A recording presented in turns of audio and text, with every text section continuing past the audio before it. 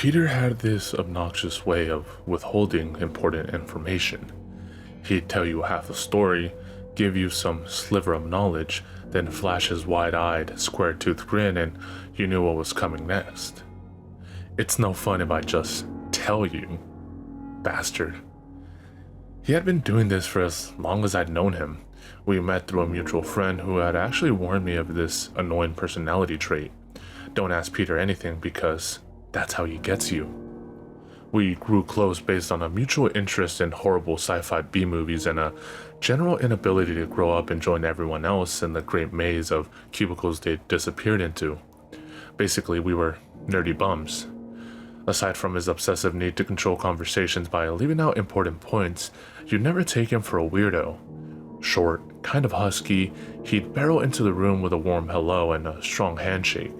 Nobody who met him didn't like him, at least until they actually got to know him. After a few separate conversations with Peter, folks would magically become too busy to hang out. At one point, he actually seemed to have a chance with this young hairdresser. She was nuts. Short, crazy colored hair, equally short fuse, and the need to tell everyone within earshot about her recent bathroom habits. The two of them seemed to be just damaged enough to work. Then he told her about this new bar he had gone to, how he hung out there every night for a week and loved the place. When she asked why he stopped going, he grew that stupid grin.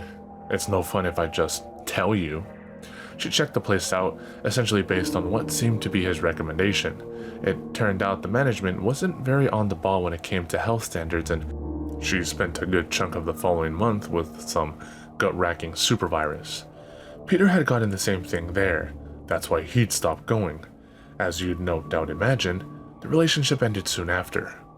By virtue of being the only person who could stand P, and only because I knew how to talk to him without being duped, he eventually seemed to calm down around me. I could hold entire conversations with him, and much to the surprise of anyone who had met him, he'd actually behaved like a normal person. That is, until the one time I slipped up. I was about to set off on a road trip to meet this girl I'd met online. Sounds silly, I know, going to meet someone I'd met. However, like with Peter and I, there was a variety of mutual interests we shared, and as far as I knew, she wasn't a little fat guy. So there's that. Peter had driven some of the same road I was taking, and was itching to tell me about this restaurant he'd found. He'd ooh and oh and bite his lip, wanted to tell me how to find his place and about how awesome it was. Eventually I gave in and let him explain. It's called Honkers, he blurted out the second I gave him the green light. It's a burger joint, but it's different from any place you'd ever been. The food was great, the people were great, but the best part, oh, the best part is that everyone is wearing. He paused. I leaned forward expectantly, then immediately realized what was coming and put my face in my hands. Well, it's no fun if I just tell you. I shoved him out of the chair, and he rolled around on the floor laughing. Oh God, he was gasping for air in between laughs. Oh God, I got you. I finally got you. Oh, this is the best. I leaned back in my own seat and smirked. Yeah, he got me. Seriously though, I don't want to get sick at this place. I tried to get the conversation back on track. You won't. God, I swear, you won't. Well, what's the catch? What's going to go wrong? Nothing. You'll be surprised, but it's a good surprise. I can tell you that. It's good, and you'll thank me for sending you there. I wasn't really sure if I'd actually want to take the risk, but I jotted down the directions Peter gave me and assured him I'd check it out. Up Route 421, past the turnoff onto College Street, turn left onto Bridgestone Road. 4 miles past the sit and stay, look for the big red honker sign. For a moment, I considered at some point telling him I'd been there, just to see what he'd said. If he knew I hadn't been there just by virtue of being conscious and able to talk to him, that would be a strong clue about the surprise. Over the course of the long drive, a lot of ideas like that came to mind. It was a few hours near nightfall when my headlights caught the sign for the Bridgestone Road. I only had a matter of seconds to finally decide if I was going to see what Peter had in store for me. and without actually giving it any real thought, I found myself signaling the turn. I guess a part of me wanted to find out if he valued our friendship, if he'd screw over his only friend, if sticking by him this long didn't earn me a little respect and care for my well-being, then maybe he wasn't worth all that time. You know? I referred to my note a few times. I found myself disoriented, as I never passed a sit and stay, and as a matter of fact, I wasn't passing anything but overgrown vacant lots and untouched spans of forest. In my mind, I was debating whether everything had closed down since Peter had been through here, or whether this was the surprise, an entirely fabricated restaurant in a make-believe town. A short distance away, a large yellow and white sign loomed above the tree line. Honkers. Alright, so it was there, or at least the sign still was. The road was empty except for me, so I slowed down to a crawl just to see if the place was still there, and if it was there, I wanted to see if it looked like it was crappy and full of disease. Much to my surprise, the Honkers restaurant looked new, clean. Its vibrant yellow and white paint job appeared fresh and it glistened in the moonlight. This was a really nice looking place. I pulled into the parking lot and looked the place over. The front of the building had a large fiberglass clown head with its mouth formed around two entrance doors. The place seemed like a McDonald's ripoff, but in a lot of ways it looked better. More detail had gone into the construction, right down to the circus-lion gargoyles on the roof and a trash can made to resemble a performing seal. I parked next to a beat-up old compact car, obviously someone else who had somehow found their way to this odd place. At least I knew it was open, and yes, other people dined here. Walking through the front doors, I was greeted by the sound of peppy organ music rattling some speakers in the ceiling. It was just like walking into a circus tent. There were tables and chairs in the center of the place, and several booths lined the walls. Behind the counter, made to resemble a series of large inflated balls with a wooden plank balanced on top, several employees shouted a greeting to me. "Honk honk, welcome to Honkers." They were all dressed as clowns, but not in the way you'd most expect. They wore yellow uniforms, just a standard shirt and slacks, along with white hats emblazoned with a cursive H. Their faces were painted stark white. They wore red clown noses and white gloves. But other than that, they could have passed for any slack-jawed teenagers slaving away from minimum wage. I crossed the checkered floor and approached one of the cashiers. It seemed odd to have multiple people waiting to serve so few customers. "It's a great night for the circus," the young girl chirped. "Would you like to try our Big Top Burger?" She smiled wide. It was a friendly, open sort of smile that immediately had me doing the same. I could tell that beneath the makeup, she was probably a real cutie, other than a wandering eye, which is probably why she had found herself working in a place like this. "What's on that?" I asked, looking up at the menu board behind her. "2 ridiculously large patties, our special fun sauce, lettuce, pickles, onion, mushrooms, and a great gooey gobs of glorious golden cheese." I chuckled at the absurd length of the memorized statement. I studied her once again. She was on the short side and her name tag read fun size. "I'm sorry, what's on that again?" "2 ridiculously large patties, our special fun sauce, lettuce, pickles, onions, mushrooms, and a great gooey gobs of glorious golden cheese." Yes, even on the way to meet a girl I thought I was falling in love with, I still felt like flirting a little. "Now faster. 2 ridiculously large patties, our special fun sauce, lettuce, pickles, onions, mushrooms, and great gooey gobs of glorious golden cheese." She really knew her stuff. Now backwards. As soon as I made the outlandish, incredibly rude demand, she obeyed. I don't exactly know what exactly came out of her mouth, but the strange backward speak sounded pretty much like she was reciting the exact routine in reverse. I shot her a look. That "you're kind of strange, and not in a good way" look. A deep booming voice echoed from the back of the restaurant. Immediately I noticed the pale face of a large, less than jovial man looking out from a small window. It must have been where food was passed up front from kitchen. "Is there a problem?" the unhappy clown-faced asked. Fun Size didn't turn to him, and instead kept on smiling at me. One eye looking at me, the other over my shoulder. "No thanks," I replied. The face from the kitchen, a stubby lantern-jawed face with thread painted around his mouth and a miniature derby on his bald head, retracted from view. Sorry, I shrugged at the cashier and made a sheepish expression. Yeah, I'll have a big top burger and a Coke, I guess. Would you like funny fries with that? Are they like regular fries? Yes, but they're funny. Yeah, okay. Can I silly size that for you? Now I was getting kind of annoyed. This seemed like the transaction that refused to die. No thank you. She mashed a few buttons on the cash register without looking down at it. As I looked her in the face, her straight eye seemed to attempt to properly align itself, but soon gave up hope. That'll be $5.21. I handed over the cash and stepped back from the counter. As I turned my attention to the other cashiers, I jumped a bit. They were all fixated on me, standing at their stations with heads turned, each wearing an identical, idiotically large smile. I should have used the drive-thru. Fun Size filled my soda and placed it on the counter for me. The sounds from the kitchen were disconcerting. A lot of clattering pots and pans, chopping noises, and that angry-faced clown back there complaining away. Ah, God. Ah, fuck. Jesus. Come on, you son of a... Oh, for God's sake. It seemed odd for him to be preparing anything now when fast food is usually already there when you walk in the door. After a final groan of, I can't believe this shit, the guy in the back, the cook, I guess, fell silent.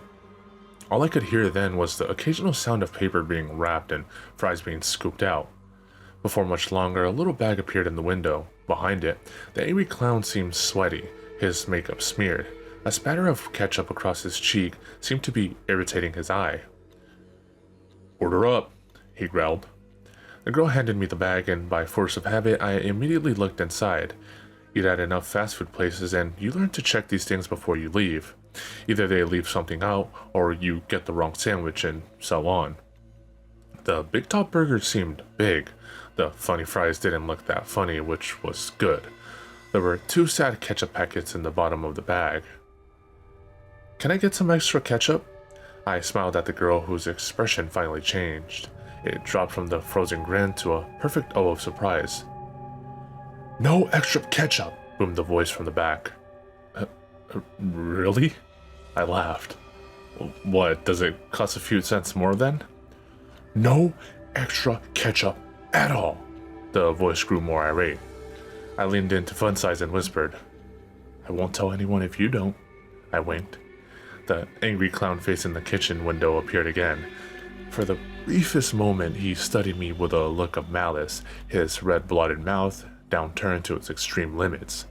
He threw his head back, his eyes wide and pupils fixed directly on mine. Don't give him any fucking ketchup! He rapidly shook his head no, as spittle flew from his clown lips.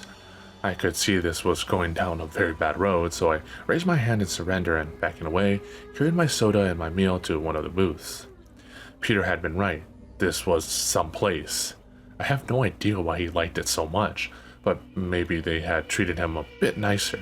I didn't expect to get some food poisoning, so this absurd, disturbing clown theme had to be the surprise he wanted me to experience. As I bit into the heart-stoppingly greasy and thick burger, I noticed something. The other customer, whoever had come in that compact car, was nowhere to be seen. For a fleeting moment, I considered the idea that the staff had killed him and used his body for ground beef. Laughing to myself, I threw a few fries into my mouth. What's funny, I heard the angry clown say. Even whispering, his heavy bass voice carried through the place. Outside, I saw a large semi pull into the parking lot. The truck's cab was cherry red and in pristine condition. In stark comparison, the trailer looked weathered and beaten. I was just glad that I'd have company soon, even if it was just a trucker or two huddled at a table across the restaurant. However, as I finished up the fries and gnawed on the dwindly sandwich, the truck just sat out there, idling. Oh well. While I was contemplating this disappointment, I bit into something hard in the burger. Nothing weird, just a small shard-like mass that felt like it nearly broke my tooth. I cried out and spat the offending barb into the wrapper. What now? The voice from the kitchen demanded. He better not complain about my cooking. That was it? I better not? Or what? Fucking clown. Oh, don't worry, I shouted, my voice echoing through the empty place. I just bit into some razor-sharp piece of shit, is all. Silence. Don't worry, I'm not going to sue, I added. The kitchen door flew open with a tremendous slam, splintering the doorframe and leaving the wood hanging from its hinges. That's it, came the loud reply. All the clowns behind the counter threw their hands over their ears, closed their eyes tight, and with the same round O shape on their lips, shook their heads no in perfect unison. Out of the door, barely fitting through the door, came the cook. He was an impossible mass of blocky, squarish muscle, and had no neck to speak of. His apron was spattered with great masses of ketchup, and unlike the other employees, he was wearing an actual frilled yellow clown suit beneath. His shoes honked as he forced himself through the groaning doorway, but not in a cheerful way. The sound of each shoe was mismatched and sick-sounding, more like some wet animal bladder than classic horns. Faced with this frothing, bulging, veiny ogre of a man, I quickly vacated my seat and headed to the front doors.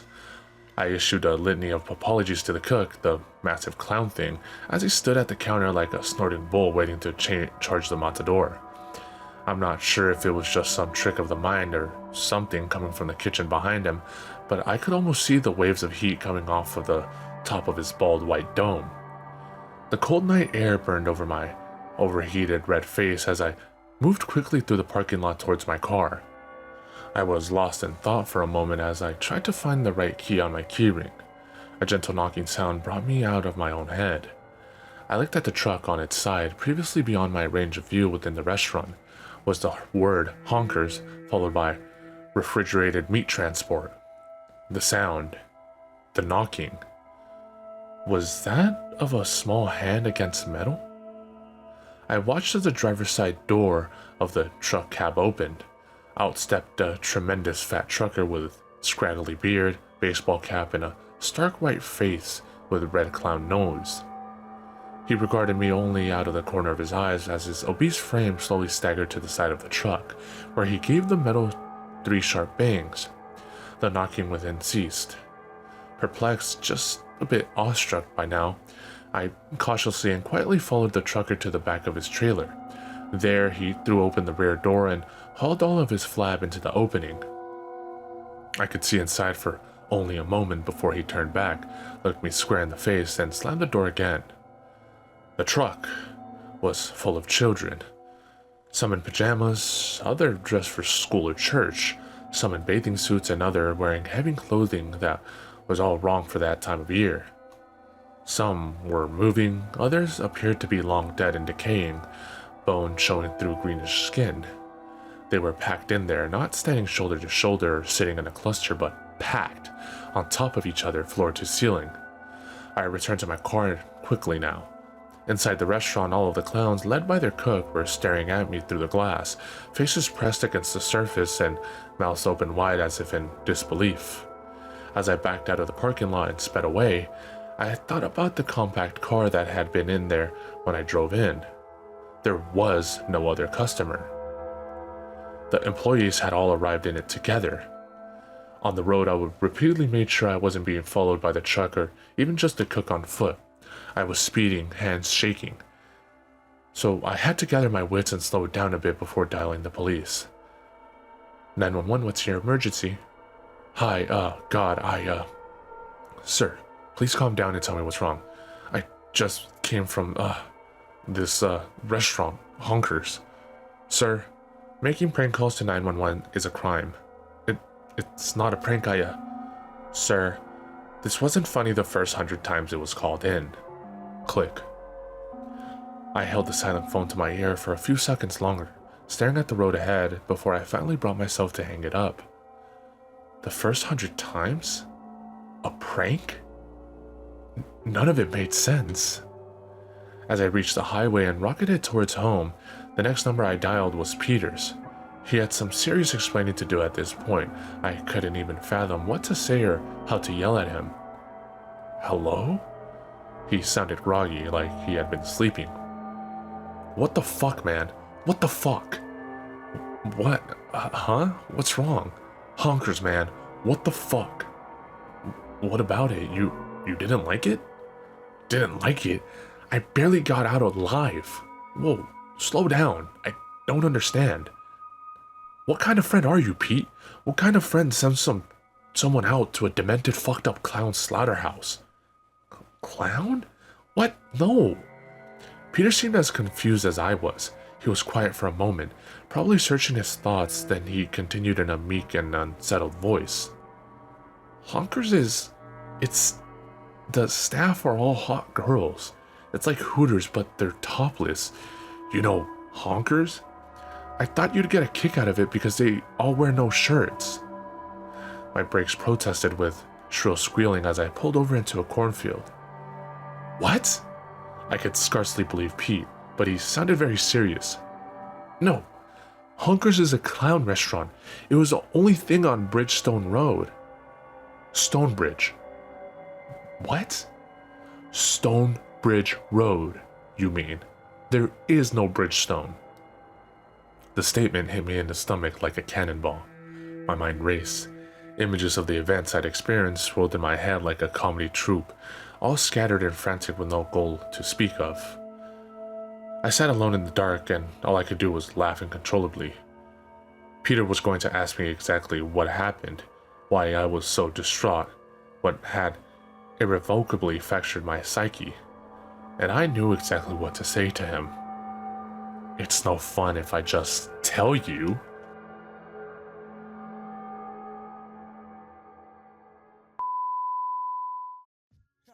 In this little shop of horrors, that's how we get down. Yeah, enter, the projects on the prairie, scary. Greet you at the gate with Bloody Marys. Blood, a rail full of blood. Back to the cemetery, get more blood. Standing on the grave, drinking blood, smoking bones. We seen a crew of ghouls running by with stolen tombstones. With Hell's Angels on the chase, they lust to bust a black skull. Want you embrace, they tie you up in chains and they stomp on your face. They go to purgatory and they beat the fucking case. I look around, mad bodies being buried in the